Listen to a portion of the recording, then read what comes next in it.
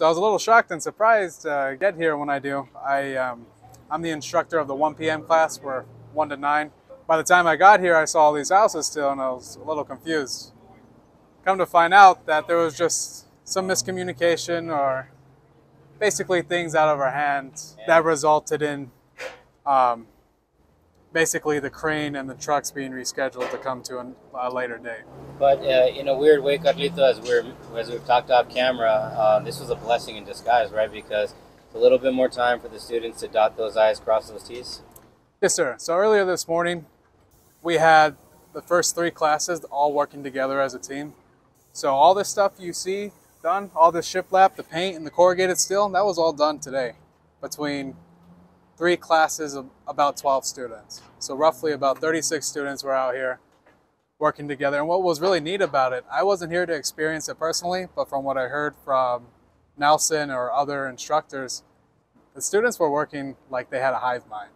So it didn't take too much communication. They just kind of knew what was going on, knew what to do with a little direction. And, you know, a student will hand a piece of corrugated steel to the other. They'll cut it and then hand it back, zip it right in.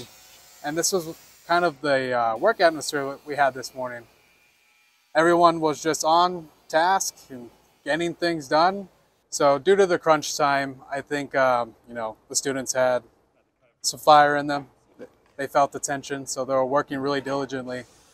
So what we're trying to do is, you know, dissect what happened this morning, because it was really incredible to see everyone just knowing what to do, working efficiently, and slapping all this stuff up here.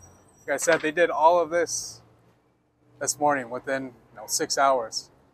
So we're trying to figure out how we can pretty much implement that system all the time, to where they're always on top of stuff. They always feel that drive to get things done as fast as they can, also without cutting corners, working efficiently and as perfectly as possible.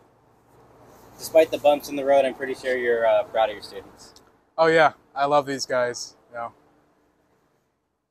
I'm very grateful to be here. I did the first course when it started, and I didn't expect that I'd become an instructor. You know, I'm still learning a bunch, of course. There's still some things I want to tweak and perfect, but overall, things are working out. You know, we started off with 12 or 13 students the very first class. Now we're up to about 52, 53. So quite the jump, and these guys are working miracles. You know, a lot of these guys are green, they're fresh, they're brand new to construction. So just to have a house standing within itself, I think is, you know, quite the feat. And I try to remind my students once they're having a tough day, you know, take a step back, look at what you've accomplished thus far. I know it's annoying that sometimes we got to take things down just to perfect them. Just like with the shiplap last week, you know, the corners weren't quite meeting up over here. We want these corners to perfectly match. So we were having troubles last week, and they were having to tear down whole walls of panels. They were frustrated and they were upset, but they stuck to it. It's really incredible. And once again, I reminded them, like, hey, you know, in these type of moments, it's important to take a step back. Look what you accomplished thus far and be proud of yourself. Find that spirit, find that energy again to finish what we started and work hard.